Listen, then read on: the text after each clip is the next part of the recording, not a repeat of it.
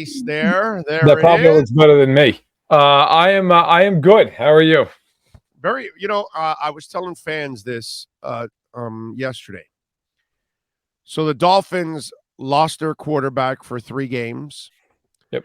They had the really tough 4-game stretch to start their season and went 3-1. Probably would have been 4-0 if Tua doesn't get knocked out in that Bengals game. They have had so many injuries. You were just listening now. They're down to like their 7th and 8th corners now. Like Igbenogany, I know he's a former first round, but he's like the 7th corner on the team. Okay, so that's how crazy or deep or whatever you want to call it for them. But it's nuts how many injuries that they've had.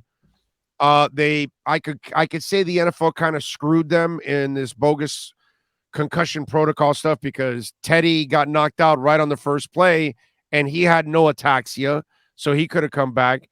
And Tua was held out 2 games because of, come on, bro, it's optics. We all know this. He was passing test weeks before that last game that he could have played against the Jets the week before that if he really wanted to, but whatever. So all of this goes on, and yet they're 4-3. So I tell people, oh, and by the way, a new offensive coach and new offensive staff. So you're also implementing that in the process too. And you've had all these injuries. Hell, this weekend also Ogba was out too. And yet somehow or another you're 4-3. I think if you're a Dolphins fan, you're like incredibly grateful that all of this has happened and you're still 4-3, which I think says Mike McDaniel's done actually a pretty damn good job. I think he's done a very good job. I don't know that you could arrive at any other conclusion. I think McDaniel's done really everything you could possibly ask for. They have been beat up. And look, this is a team that is much improved from a year ago. At the same point, they still have holes. I mean, this is a team that needs to certainly still improve, but I think they're a playoff team in the AFC, even with all the injuries they've had. If they could get healthy. I mean, it's hard to keep this shit up. As long as Tua stays healthy, I think they can get there. Because when you look at their schedule, the next handful of weeks, I mean, they should win these games. I mean, these games, like at Detroit. Well, look, Detroit can score. They didn't score much against Dallas. They can score, but Miami should be able to score at will in that game. I mean, Detroit can't stop anybody. So, that's going to be if Cleveland on the schedule coming up. Cleveland's terrible. Cleveland's a bad football team. Brissett, actually, to his credit, actually played okay, but he doesn't have big plays. Like, the problem with Cleveland is they have to go down the field in these trips and drabs every single week. So, listen, I think overall, if you're a Dolphins fan, other than the fact that, they've been really beat up, I think you should be pretty happy with where they are and how they're playing. I don't think the Jets are going to keep up what they're doing. I think the Jets are legitimate defensively. I think the Jets also have a quarterback, though, who they're winning in spite of right now. And at some point, that comes back to bite you. I don't care how good you are. And you're also playing a bunch of backup quarterbacks, too. Yeah, so you are. You're playing the Skylar Thompsons and Brett Rippons of the world. That is true. Right. Yes. Right. And that's been the good fortunes for them that I don't think they're that good because they've been able to in a way, I don't think the Giants are that good. When I look at them, it's like I get it. I get your 6-1, but bro, I'm not buying it. But let me get to this that I want to show you that. Okay, so after everything that was said, after everything that happened, we still see this, Matt. Right. I thought of you when I watched it. He did it, and he did it twice. I know. That night. I know. Twice that night. And he says, "Oh, the first one, sorry, coach, I needed that for myself," and all this, that, and then he does it again. And dude, I can defend this young man as much as anybody. I have defended him. I've been in his corner in the media more than anybody because I do believe in him as a player. But he's not built like Josh Allen. No. He's not. It's funny. He idolizes Marino.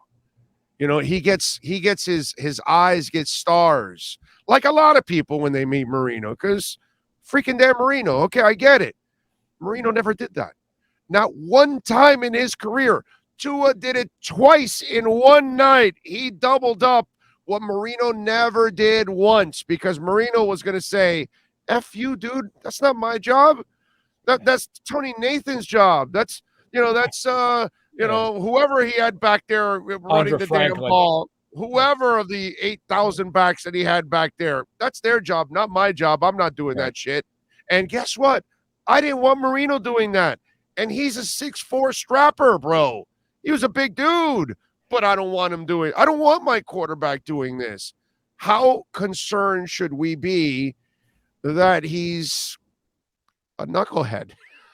Well, I think it's concerning in the sense that, man, you just had, I think it's fair to say, probably 2 concussions, and you're doing that. Like, I respect the competitive level. I respect that you want to win, but at the same point, like I said, when I saw that play, I actually thought he was. I'm like, oh, God, that can't be going over well right now. Look, you know what?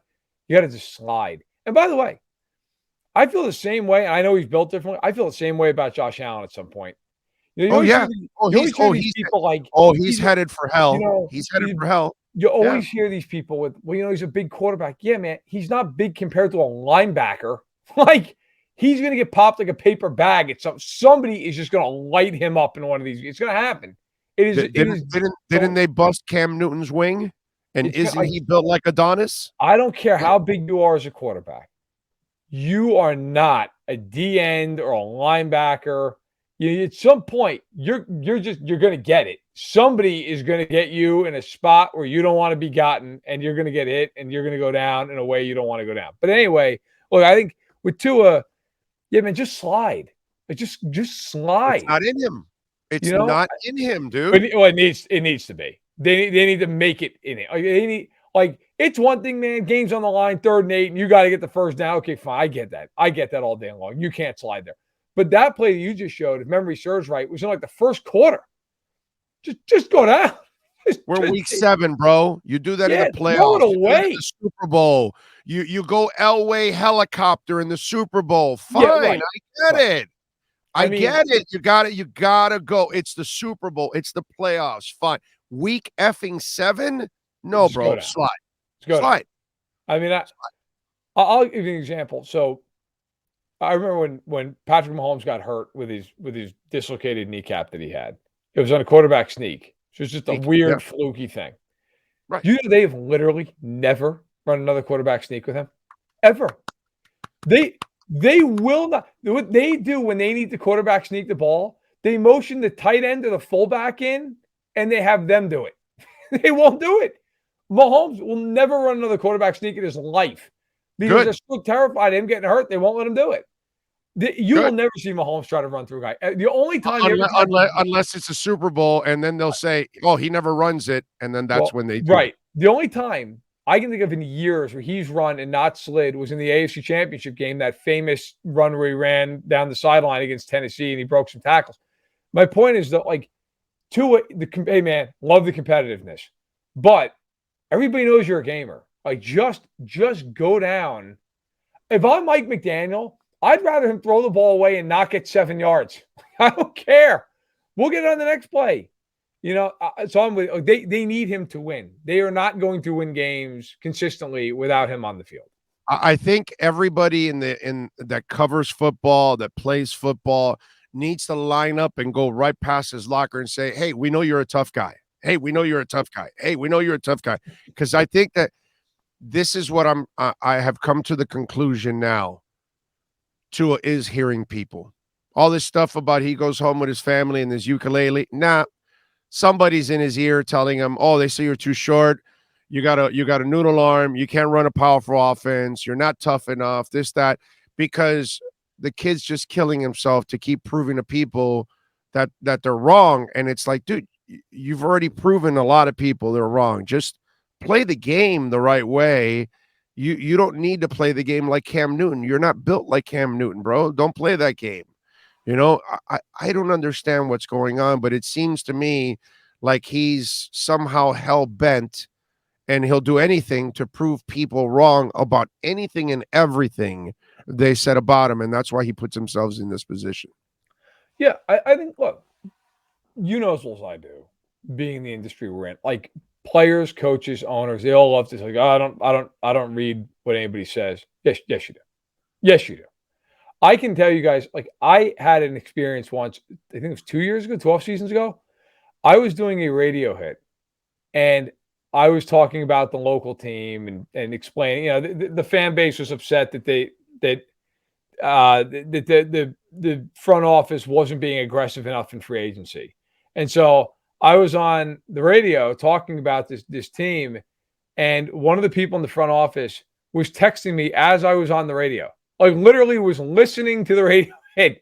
And I was like, this is why we didn't sign this guy. And this is, I mean, that like, so if you don't think that these guys hear this, of course they do.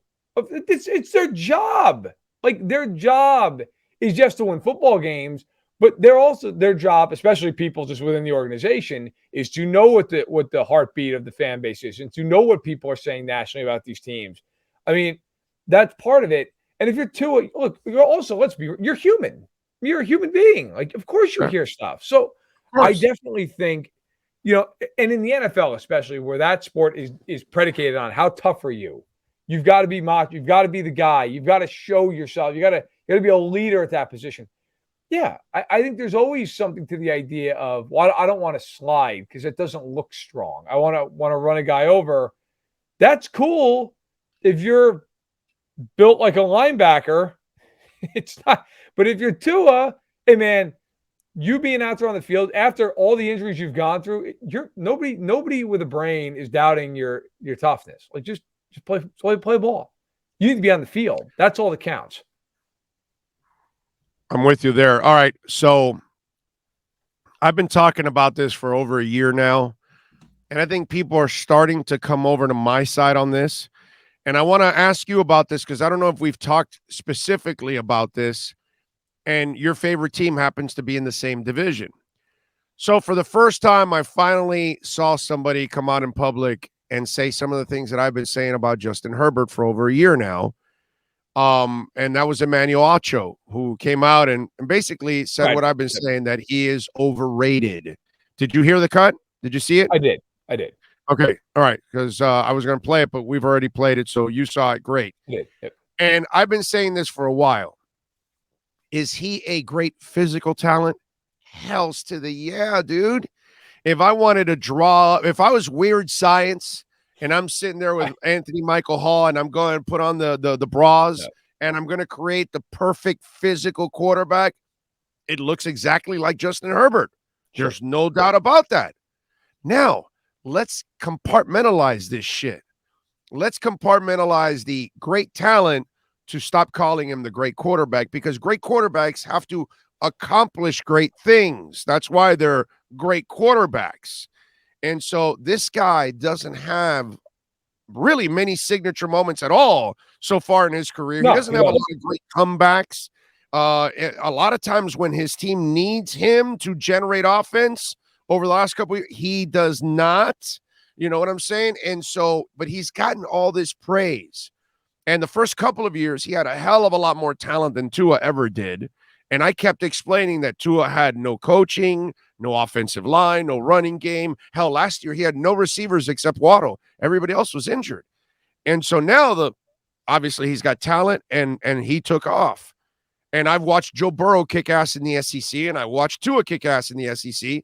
I didn't see Justin Burrow kick anybody's ass in the SEC or win a national championship or anything. So where do you stand with this guy? Because for me, there's been so much praise that has been undeserved about his accomplishments, not his talent. I think there's a disconnect when people talk about Justin Herbert and the Chargers for that matter. But I think, since we're talking about Herbert, let's stay with him. Yeah. Yes. Herbert is an exceptional thrower of the football. I think with Mahomes and Allen being above him, I think Herbert's got a case as in terms of his physical talents, maybe the next best guy. The problem that I have with Herbert, which also then bleeds into the Chargers, is I feel like the coaching is a disaster there. I felt this way for a while. Like their coaching staff, and this is, I know, a problem that many people had in Miami before McDaniel showed up. They do not allow Herbert to play a normal football game. It is all these like dinks and dunks, and everything's got to be underneath. And so you get into this game where Herbert has this cannon for an arm. They never throw the ball more than like 6 or 8 yards down the field. So you get into these games where you're like, well, why is he averaging 0.9 yards an attempt on 40 attempts? Well, as he won't throw the ball down the field. Now, that's my criticism of the Chargers. If I had a criticism of Herbert, who I will say I think is fantastic, if I had a criticism of him, it would be there have been some moments where he could have really stamped the game, and it doesn't seem to happen. I think back to Week 18 last year. Now, at the end of the game against the Raiders, he was phenomenal in the fourth quarter. Brought him back. But for 3.5 quarters, he didn't do anything. They couldn't get going. And then in overtime, they had a shot where if they score a touchdown, they win. They couldn't score a touchdown. Earlier that year, in a game that essentially was going to decide the AFC West, at least felt like it, they played Kansas City on a Thursday night. The Chiefs were missing 1 million guys defensively that night with COVID. That game, Herbert's got the ball with 2 minutes left. Both defenses are shot at this point. All you've got to do is get a field goal. It's a tie game. The Chargers get 1 first down after punt. They can't get the ball. Like, some of that I do think is genuinely on the coaching, because I think they're one of the worst coach teams in football. But if you're going to get the praise of the absolute upper crust guys, then you gotta come up big in those moments more often than not. Nobody's perfect, but you got to do it more often than not. I don't think it's fair to just put all of it on him, but I do think it is fair to say, hey, look, you can't be in that top tier yet if you never win anything. Right now, to me, he's more of the Matthew Stafford before the Super Bowl type. Yeah, he reminds me of Phillip Rivers, actually. Yeah, I mean, I was literally just going to say Phillip, right? Where you look, nobody doubts that you're a great player, but at some point, if that's not married to success, fair or unfair, you're going to get criticism for it. And I think that's where we are with Herbert. Yeah. All right. So what's happening in New England now? Speaking of quarterback issues there, dude, they threw Mac Jones completely under the bus. All 18 wheels. Then they get zapped because Zappy comes in, lights it up quickly, and then fizzles out right away, has all those batted balls and the interceptions. And it looked like a clown show after that. Oh, I got to tell you, I don't know. Like, Belichick, for all of his greatness, there are a handful of things he'll do I'll never understand, and that's fine. He'll know more about football than I could ever dream of. But I know this: when you pull Mac Jones in that spot, and I don't care. By the way, I could care less what he said after the game about, it was a plan. No, it wasn't. Like when and if it was the plan, it's a horrible plan, and it never should have happened that way, and he shouldn't have been playing. When they yank him after that pick that he throws, okay, you're telling everybody on your sideline, everybody in your building, I don't believe in that guy. That guy can't get the job done. And so they can put him back in the lineup now, but everybody in that room knows that Bill Belichick does not think that Mac Jones is good enough to win games for him. Because if he thought he was, you wouldn't have yanked him. Then they put in Zappy. Now listen, I saw Zappy at the Senior Bowl. I don't see him as an upper crust talent. Okay. He went out, had a nice start. Although let's be real, the touchdown pass that they threw was a horrible throw. The guy made a great catch on him, rolled into the end zone, Jacoby Myers. I mean, and then the other ball's a 50-50 ball they come down with. Fine. And Parker, with Parker, it's a 75-25. So that's that is one thing Parker's great at, is going up and high pointing the ball, right? So he makes that catch. He was pretty bad after that. And now you're in this position where you yanked Mac Jones, so you have no faith in him. Bailey Zappi, you're like, okay, I don't know if I have any faith in him either. I don't know why you pulled Jones out of that. Why? Did he threw a pick? And if he's not healthy enough to play, then he shouldn't have been playing. Like that. So I just think now you're Belichick. You can say whatever you want, but those guys in the room, they know exactly where you stand on all this. And that creates a lot of tension. That's why, to me, like, I give Tomlin credit for the way he's handled it in Pittsburgh. Look, Trubisky is terrible, and Pickett has not been good. You will not see him. Pickett's not supposed to be good. He's a rookie. He's supposed to be rookie shit. So, But they will not yank Pickett. They will not do it. Tomlin will sit there. They will protect him. However, they'll run the ball. They'll lose game. They will not yank him because Tomlin knows the second they yank him, now his confidence shot. It's done. Yeah. And I don't know in New England, like, they'll say all the right things because it's New England. But if you're Mac Jones, you know deep down, like my coach, he doesn't think I'm good and believe in me. That's a tough thing to overcome. Yeah, no, it's kind of funny what's going on there. That's for sure. All right, trading deadline, bro. What's going to happen? What are you hearing? You got your ear to the ground because bro, the Dolphins are like on their 8th corners and stuff. They need a corner. They just lost Brandon Jones, who I think is irreplaceable. So they might need a strong safety, maybe a pass rusher, a Robert Quinn. But damn, Bears won this week. So what do you hear? What are you hearing? Is there going to be at least a trade or two in the deadline? Yeah. My understanding from talking to people around the league is, look, if you want to look at teams that are selling, you're looking at every team. Obviously, it's 2 wins or less, and so and also look, the Bears and the Commanders are 2 3-win teams. I still think will sell. Robert Quinn, absolutely, he's somebody I've talked about for a few weeks now. I think the Bears, they're trying to unload salary, right? They're trying to get younger. And so it makes sense for them. They want more picks. Next year, they have the most cap space in the NFL. They want to be able to make their big push next year. I would expect that they would try to trade Quinn. I think it probably costs you, a late mid-rounder, somewhere around a 4th, 5th, somewhere in that range. I'll tell you a guy I'd watch in Denver is Bradley Chubb. I think Chubb is probably worth a 2nd. I think that's where he goes. I think if you're Denver, you've got to recoup draft assets after you traded everything away for Russell Wilson. You've got to get picks back. I don't think he's the only guy who goes. I think you can look at a guy like a Jerry Jeudy. He should be on the market. I would think another guy might be Albert O, the tight end there out of Mizzou, who's fallen out of favor. I don't think they'll get much for him, but I can see them putting him on the block. Denver's got some players here. Melvin Gordon, although at this point they've tanked his value. I don't know what they can get there. If you're looking for a corner, Washington, William Jackson, who is publicly wanted out. He's a guy I would watch. I think he's a player who's got a lot to give. I still think he's very good in the right scheme. Deron Payne is a guy I've identified and talked to people about. I think there's a thought that for the right price, he could be available. Very good defensive lineman for the Commanders, probably a day 2 pick. So there are going to be teams that tell you Houston's going to sell. Houston, I think they're open for business, obviously. But the hard thing this year is there's just not a lot of teams that are out of the mix because there's such a glut, right, of teams in the middle. Carolina, like they'll sell. I think Brian Burns, that whole report that they got 2 first-round picks off them is insane. But it looks to me like they want to build. It looks to me like they only got rid of Christian because he's the injury-prone guy. Well, and he's an expensive money. The other 3 guys that are kind of tradable, they're like, no, we're going to build on these guys moving forward. I think if you're the Panthers, you have to be overwhelmed to trade one of those guys. Now, the reason I say I don't believe that whole report about 2 first-round picks is, to me, if they got offered 2 first-round picks for Brian Burns and they turn that down, they're insane. Like, Brian Burns is a nice player. He's a 25-year-old defensive end, dude. I get it. 2 first-round picks? He's never had 10 sacks in a season. He's gonna cost you a first-rounder flat out, right? So then the extra compensation's that extra first-rounder. Oh, I can't. To me, if I think he's worth like a 1st and a 3rd, something like that. If they got offered 2 firsts and they turned that down, I think everybody in that building should be fired.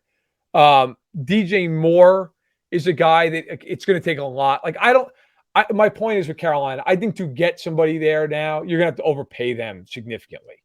Anyways, they're set now, bro. They're starting PJ Walker. They're ready to go all the way to the title now. XFL Hall of Famer. So I think, by the way, he was fun as hell to watch in the XFL. He was. By the way, one of the teams. Yes, I am the loser that watched the XFL. Yes, I am one of those losers. And by the way, I watch PJ Walker every week because for me, he was must-see TV on the XFL. I don't know about you, but that was just me. I saw some games. I will say one of the teams to watch is Cleveland. Cleveland is to a point now here where they have 3 very hard games coming up. They are probably looking to sell some of these pieces off. I mean, Kareem Hunt's been out there. Greedy Williams has been out there. I think if you're the Browns, like, you're not looking to full-blown fire sale it because you just paid all this money for watching. Like, you have to be competitive. But I do think you could get some spare parts off Cleveland. I think Cleveland's. You won't be a playoff contender by the time Watson gets back. No, this year they're shot, but they can't fully. It's the same reason I think with Denver. Like, both those teams will sell parts, but they can't fully fire sale it because they have these quarterbacks. What are you going to do? You can't sell everybody and then go up to these quarterbacks and go, hey, listen, I know we're paying you $50 million a year, but we're going to suck for the next 3 years. You can't.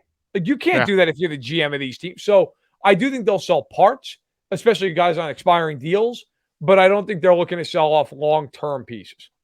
Yeah, I knew when Russell went there that team wasn't that good, and that he would have to be Magical Russ.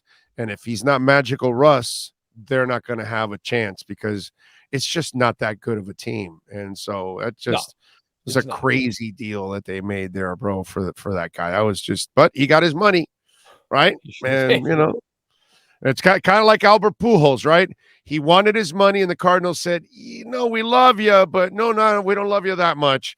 The Angels might love you that much, but we don't love you that much. And then the Angels paid him for past performances and didn't get what they really were expecting also at the same time. And then he went back to the Cardinals and was good. It's unbelievable. Yeah, that's crazy.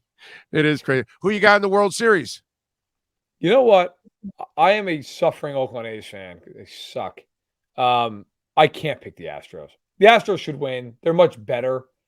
But I got to tell you, Philly's on one of those runs right now where, like, everything's going Philadelphia's way. Doesn't it remind you, dude, I was telling my buddy this last night. I'm glad you mentioned it. I told him, bro, the Phillies remind me of the 203 Marlins. Yeah, that's a fair comparison. Yeah. You just look at them and like, it's almost if like you look on talent, the paper, and they went up against the Yankees. Right. They were not better than the Yankees, but from May 1st on, no one had a better record in the majors than the Marlins from May 1st on. They got hot, the whole Dontrell Willis thing, Miguel Cabrera, they exploded onto the scene, and they just rolled, dude. And it was just one of those. We had Bartman, we had Cruz in the back in the outfield with the Giants making a stupid mistake, along with Bartman. And like every break in the book that could possibly happened to the Marlins that year. You know what I mean? Like a 20-year-old Miguel Cabrera gets thrown high inside, and he looks at Roger Clemens and says, "Oh, really? You're going to do that? All right, here we go. Opposite field, home run." Shit like that you're like, what the hell is going on here? You know what I mean? Listen, I am a New Yorker through and through, and I hate the Yankees with a passion. Always have. So I was rooting for the Marlins probably more than anybody in the state of New York that year, and I fell in love with that. I loved Beckett that year, and everybody. You would remember better than me. It was a game 3 or game 4 in Miami when Agon hit that homer to win it, and it was like it couldn't have been more inside the pole or just over the wall. And I remember thinking, like, maybe it's just their year, man. If that ball is a foot lower or a foot to the left, it's a foul ball or it's a double. Nope, it's gone. And I was in heaven watching that Marlins team beat the Yankees. Everything. That was such a great year, fun year. And the funny part, here's the interesting part. Dontrell Willis was an enormous part of the regular season, not the postseason. Came out of the bullpen. It's funny. Yeah.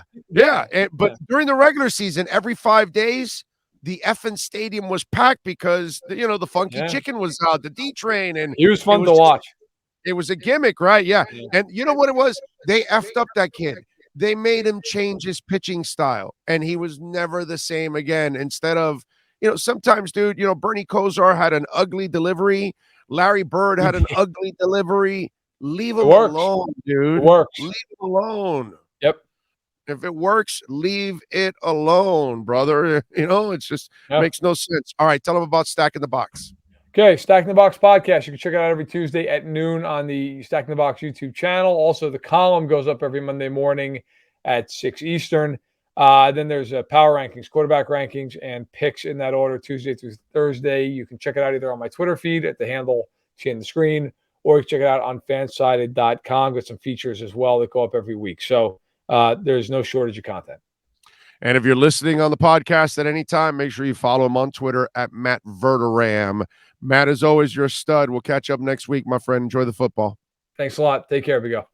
You got it. There you go. We step out of the huddle.